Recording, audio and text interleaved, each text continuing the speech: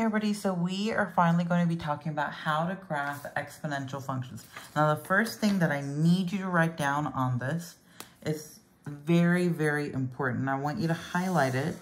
If you've got one laying around. Okay, and that this is not on your formula chart. So everything that we've been doing about exponentials, it's not on your formula chart. So you need to know this and just kind of understand if it's more than one and if it's less than one, or if it's between 0 and 1, what happens. All right, so you'll want to remember that our exponential function can be symbolized by y equals a times b to the x power. All right, now A is your initial value, meaning that's your starting point, which also means that's going to be your y-intercept, if you remember that. And I'm going to be highlighting and color coding, so if you want to color code, I highly recommend it. And then your b value, that's your rate factor. This tells you if it's going to be a growth or a decay. And the one thing that I want you to remember is that exponential functions, the x is the exponent in an exponential function. That's what that means, and it helps you remember that. So we already wrote this, that it's y equals a times b to the x power. Now, you've also seen it where they're going to expand it out, and they're going to write it as y equals a times 1 plus or minus r to the x, or whatever the input is, value. All right? So if you've got 1 plus or minus r, I want you to also remember that this r is written as a decimal. Sometimes you might see it as fractions, kind of like what you're going to see today. And that's especially the case when you're working with graphing. All right. Now, if your b value is more than 1, so if you're adding, then it's going to the 1, you're going to get an exponential growth. Okay. And it is going to be increasing as you graph it. So it's going to be going, again, up the roller coaster. If your b value is between 0 and 1, then that function is going to be an exponential decay. What's happening there is that you're working with that minus part here. And it's going to be decreasing when you graph it. So it's going to be going down the roller coaster as you go from left to right. Now, an important vocab word in all of this is that you have the word asymptote. Right? It looks funny, but it's okay. You can say it asymptote. Kind of like asymptomatic, but it's asymptote. This is a boundary line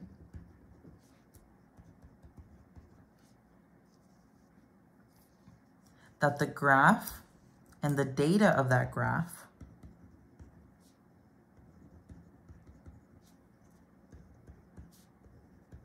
it cannot cross.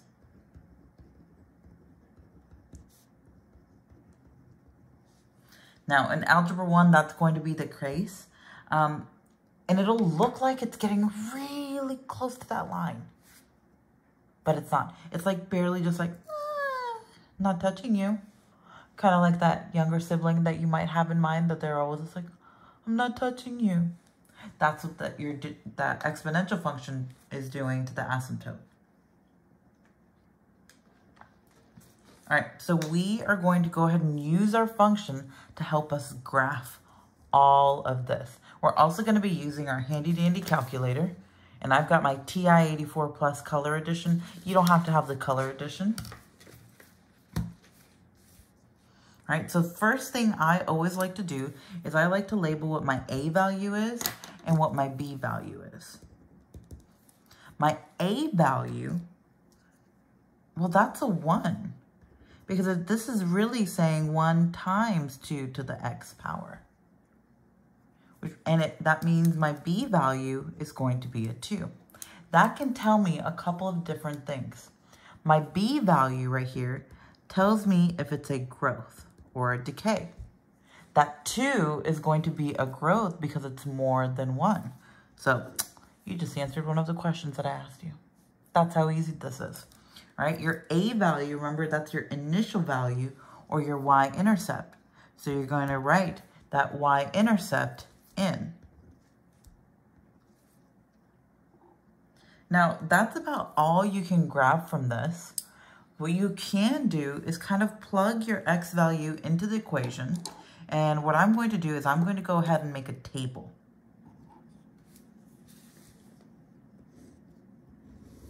Now, whenever I'm graphing, and this is good practice for when you get to Algebra 2 as well, I like to do -2, -1, 0, 1, 2. And the reason why I do that is I have that vertex or my y-intercept, whatever that center point is, in the middle right here. And then I have 2 above and 2 below. Kind of like what we were doing with the quadratic standard form. Now, the one thing I already know on this table is 0, 1. That's my y-intercept. And I'm actually going to go ahead and graph it really quickly too. Now, the next part, I don't really, you know, I'm going to have to work for it. So let me go ahead and do that. And what this means right here, 1, it's 2 to the first power. 2 to the second power. So you've got 2 to the first, which is really just 2. 2 to the second, which is really just 4. Right? And we can go ahead and graph those already. This one is pretty easy to graph going forward positively because it's a growth. Now, the way it works backwards here is you're going to get a negative exponent. So remember with negative exponents, they're sad because they're in the wrong spot.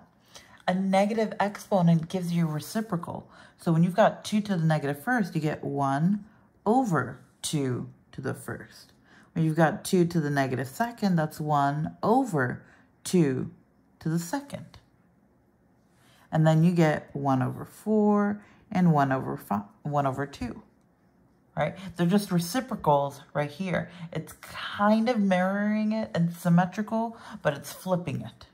So we're going to graph these, and I just want you to estimate. It doesn't have to be perfect. And you can tell that we're going up the roller coaster here. So I'm going to go ahead and graph my line. And I like to start it from the top here and make my curve go this way.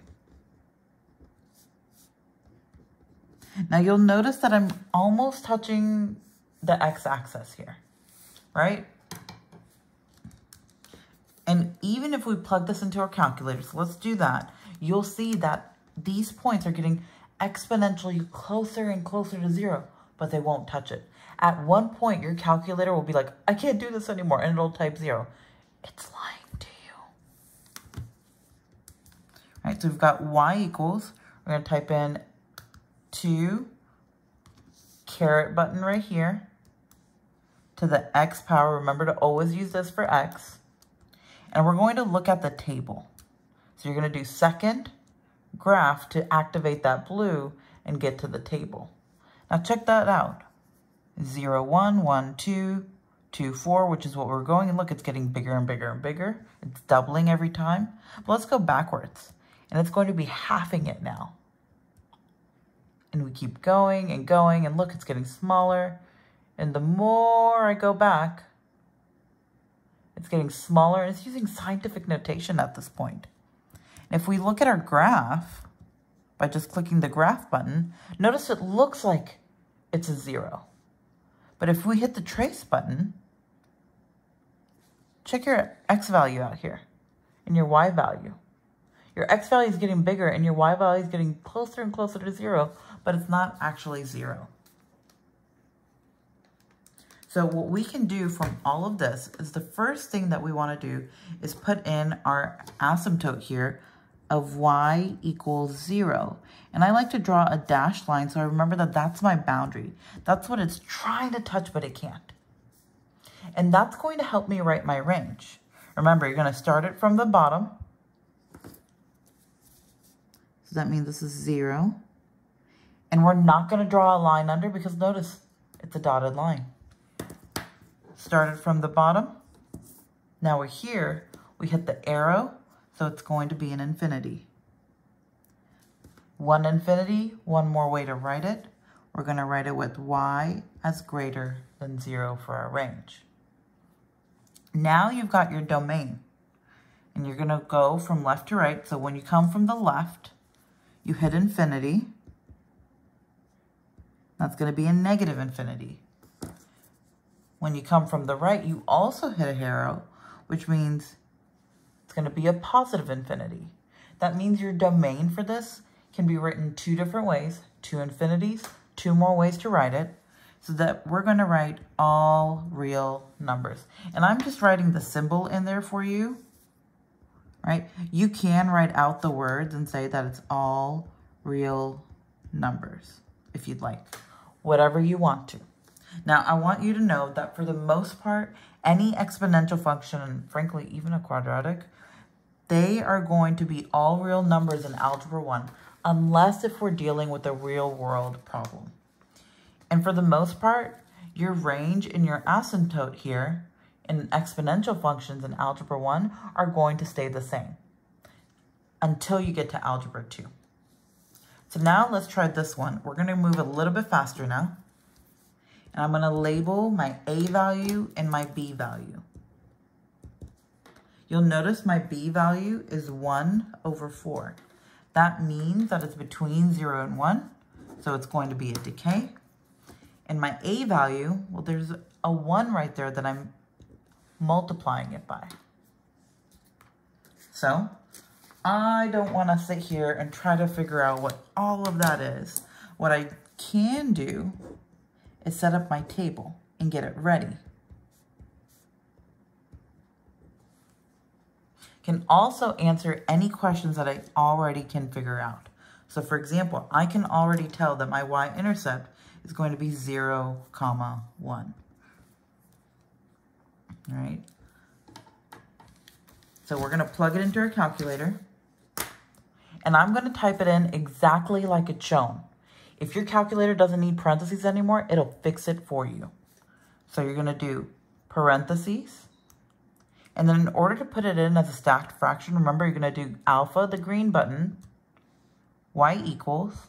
And notice how it says n over d, numerator over denominator. You're going to hit enter. And then you're going to type that number in. So 1 down 4. Don't forget to hit the right so you get out of the fraction. Close your parentheses. Caret to the x power. When you hit enter, by the way, you'll notice it automatically fixed that for you. You didn't need, your calculator was like, I can do this. I don't need the parentheses. That's cool, dude. Cool story. We just care about our table. So let's get our table. And notice if you type it in as a stacked fraction, it's going to give it back to you in fraction form. So I'm going to write these numbers in. Drop my y-intercept in. Okay, so it says -2 is at 16. -1 is at 4. 1 is at 1/4. And 2 is at 1/16. So I know those are going to be a little bit harder for me to graph, but that's okay. We're just going to kind of do our best here. I'm going to plot my y-intercept. Got -1, 4, and I'm going to start here. -2, 8, 10, 16 is probably somewhere over here on the other graph. 1 and 1/4, so this is half, 1/4.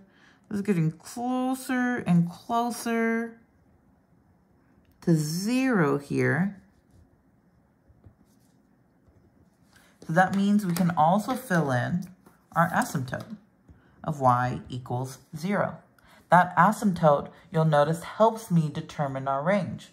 Notice everything is above this asymptote of y equals 0. Remember, horizontal lines. I'll write it out here for you guys. Horizontal lines have a 0 slope, and they start with y equals. If you need to remember, vertical lines are undefined, and they start with x equals. Anyways, I hope you enjoyed that slope refresher. And that's going to be why everything is greater than that 0. That's going to be my range. And like I told you on the last problem for this one, it's going to be all real numbers, because when I go from the left, it's an arrow. When I come from the right, it's also an arrow. So we're just going to write all real numbers. All right, so we've got a couple of different problems on the back. All right, so let's do this one. This time our a value is no longer a 1.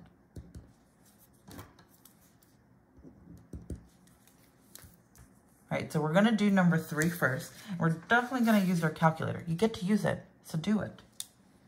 First things first, we see that our a value is 1/2, which means our y-intercept here is going to be 0, 1/2. And it's going to be somewhere right here. That's how easy it is. I can also set up my table. 2 before, 2 after, put my y-intercept in. Awesome. Now my b value, that's always the number that's being taken to that exponent, and that's that 4. Because it's a 4, that means it's more than 1, so it's a growth factor. And that means we know it's going to be going up the roller coaster. So when you're graphing it, it's not looking right. That's how you'll know. So let's go ahead and use our calculator. And if you're ever stuck in it and you're like, I can't get out, use second mode, and that's the quit button that you see in blue. And I'm going to go to y equals and type that fraction in. Now, even though this doesn't show the parentheses around my b value, I'm going to put it in anyways, because we're polite people. We're polite mathematicians. Use that X button. And then we're going to go to the table by doing second table. All right. Because we've got a fraction and we're multiplying, this time it just couldn't give it to us in a fraction that it would work. Sure, it gave it to us for our y-intercept, but after that it was like, I can't do this no more. So we're going to just drop those numbers in.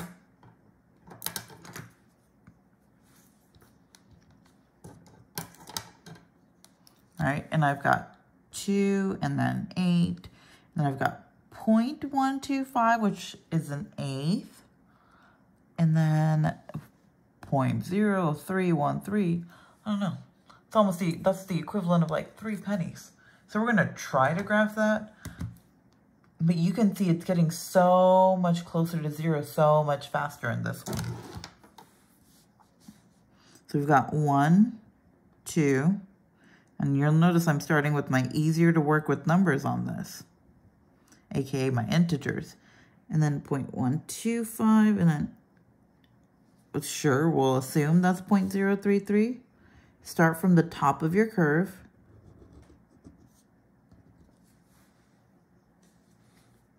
All right, so we can tell our asymptote here is y equals 0. That means we can also set up our range. You'll notice everything is above that asymptote of y equals 0. So we're going to say it's greater than. Remember, it's not on the line, so we're not going to draw the line. Our domain started from the left, then we went to the right, arrows on both, so you get all real numbers. All right, last one.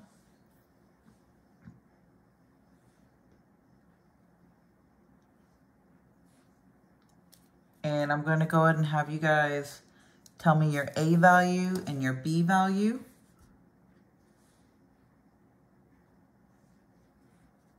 And check yours with mine really quickly.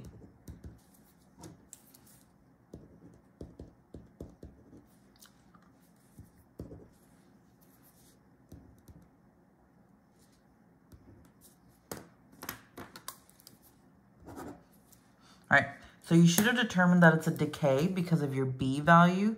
It's between 0 and 1, so that means it's a decay. And your y-intercept right here, that's your initial value, so you should have figured that part out. Okay, go ahead and set up your table if you haven't already. And I just use this because it's so much easier to be able to write this down and then use that on my paper to help me graph. This is going to be great practice for when you get to Algebra 2 because you're going to be doing a lot more transformations, and that math is going to be super helpful, and that physical table is going to be super helpful for you. So I'm going to go to y equals 2 parentheses alpha y equals enter, do my stacked fraction, take it to the power of x. Oops. Forgot to close my parentheses. And now I go to my table. Oof. So this time I kept it in the fraction for us. And you'll notice our calculators are kind of picky about what they would like to do. I'm going to put that down here so I can write it in. So I've got negative 2 is 18. Negative 1, 6. 0, 2. 1 is 2/3. 2 is 2/9. So you'll see that it's getting closer and closer. Our fractions are getting smaller and smaller and smaller. See how we're going into scientific notation here? And we know it's going to be a decay. So let's look at our graph. And it should look like what we're about to graph. Yep. So let's go ahead and put ours in. And I'm going to start off with my integers. Negative 1, 6, and then this is just going to be somewhere over here, so I'm just going to assume that it's coming from here, from somewhere up top.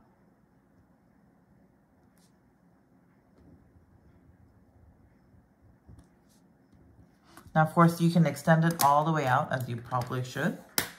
But I'm going to go ahead and take this opportunity to write in my asymptote.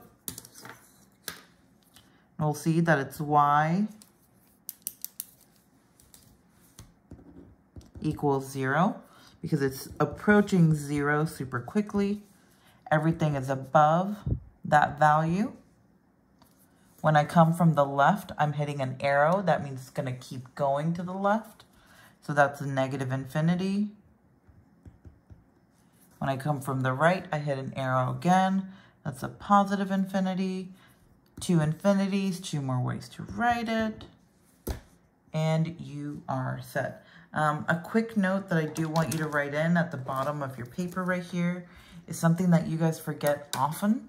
So I want you to remember them. I get that they're negative, but please don't be a numberist. You know who you are because you're probably smiling to yourself thinking, oh my gosh, Miss Samji, why would you call me out like that? I want you to remember that negative exponents make reciprocals. So, for example, 2 to the negative third is going to get you 1 over 2 to the positive third, which is 2 times 2 times 2, which is going to be 1 over 8. All right, thanks for watching.